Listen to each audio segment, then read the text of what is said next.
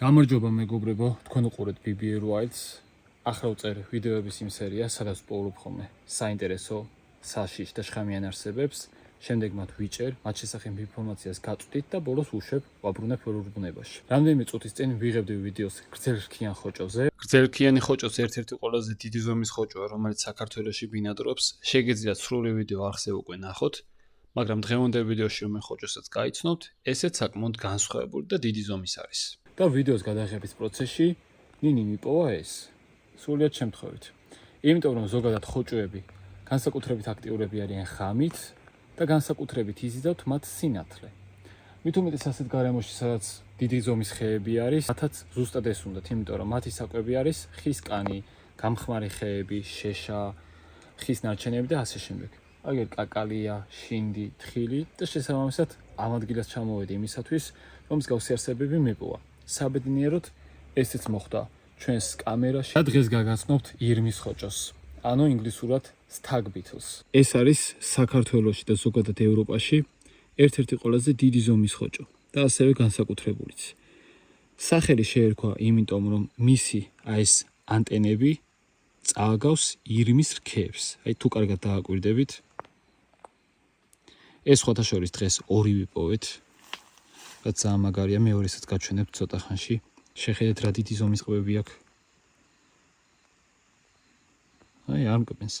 იცოდეთ რომ არ არის საშიში, არ არის რა თქმა უნდა შხამიანი, ადამიანს არ ერჩის, არც დაავადებები გადააქვს, არანაირ ზიანს არ აყენებს ადამიანს, იმიტომ რომ არ უნადგურებს მოსავალს, ხეხილს და ასე შემდეგ.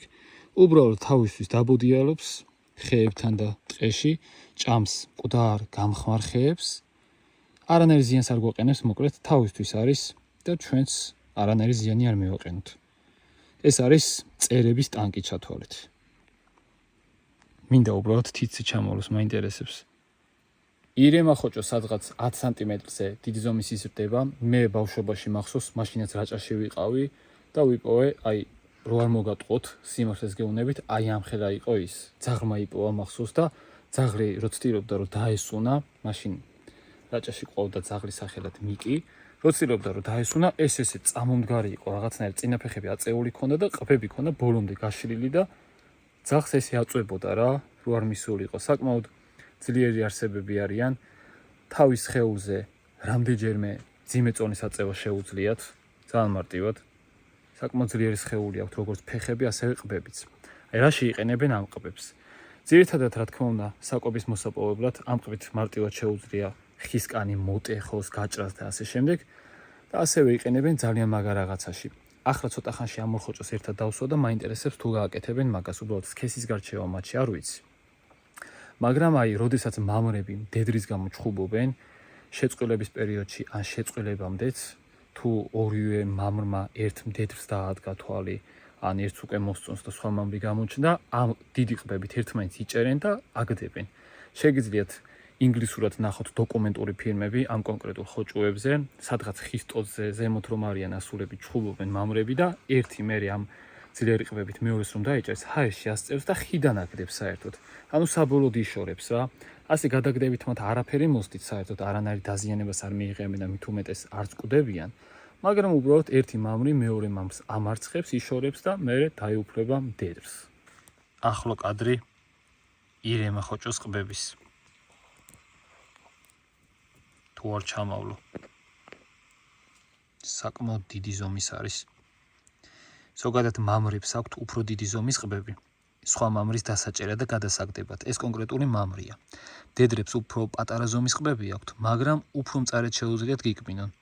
თუ რა თქმა უნდა ამას აიძულებთ და ამის საჭიროება შეუქმნით.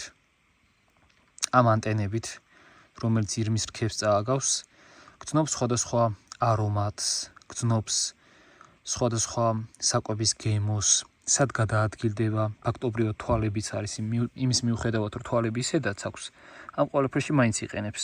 ირემა ხოჭოს ლარვა ხეში ატარებს სადღაც 3-დან 7 წლამდე. როდესაც ხიდან გამოდის უკვე ასეთ მდგომარეობაშია, იწყებს დედრის ან მამრის პოვნას, გამრავლებას და ჭამას. რაც ნამდვილად არ აკლია, იმიტომ რომ საკმაოდ დიდი და ძლიერია. ბუნებაში ბევრი მტაცებელი მას არ ჰყავს. მას წინადირობენ დიდი ზომის ფრინველები, და დიდი ზომის ქვეწარმავლები. წერები ფაქტობრივად ზიანს ვერ აყენებენ. ეს ობობის ქსელშიც რომ გაეხვეს, რავი, ობობამ ალბათ მთელი ქსელი უნდა დაახარჯოს, რომ ეს გააჩეროს. ეს არის წერების ტანკი. თითზე მინდა გაჩვენო. ეს არ არის კბენის ვიდეო და რაღაც კი იცით, რომ წლების წინ შევწყვიტე მსგავსი რაღაცები. ეს არის უბრალოდ ჩვენება, როგორი დიდი და ძლიერი ყბები აქვს. საკმაოდ მწარი არის, აი, როგორ აგიხწეროთ. მაკრატლის წვერი რომ მოგიჭირონ. აი, აქ არის მკვახე შინდი.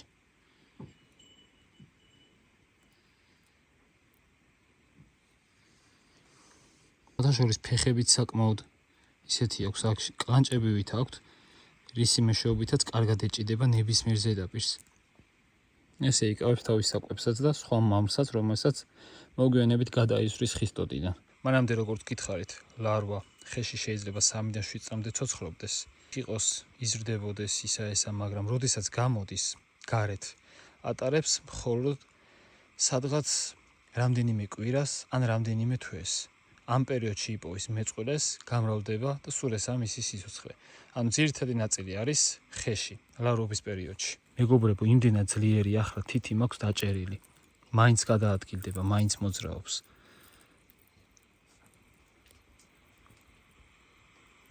ასეთი შეფერილობა აქვს, სრულიად შავი მოგეჩვენებათ, მაგრამ როდესაც ახლოდან კარგად დააკვირდები და დაანათებ, რაღაც შინდისფერია.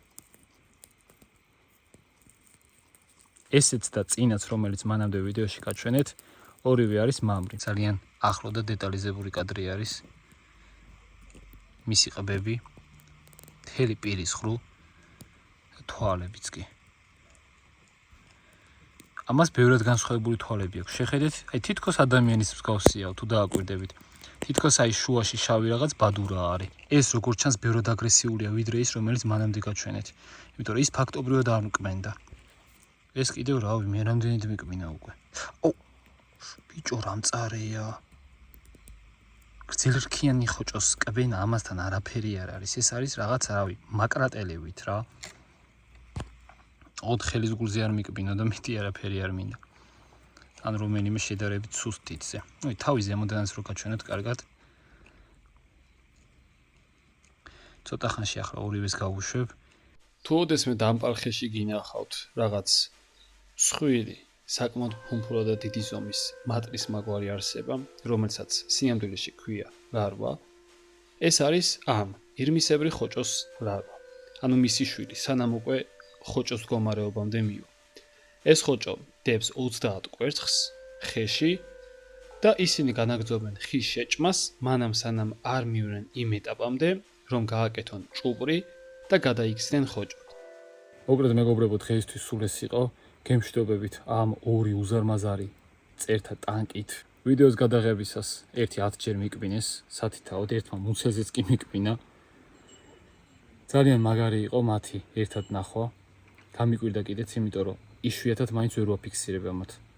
ცხოვრებაში სადღაც 4-5 ჯერ თუ მყავს ნანახი. ვიდეოსთვის კიდევ 2 გამოჩნდა. თუ ეს ვიდეო მოგეწონათ, დაწერეთ თქვენი აზრი კომენტარებში.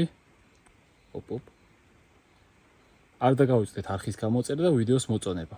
ჩვენ კი შევხვდებით შემდეგ ვიდეოში. აბა მაგრად მეგობრებო.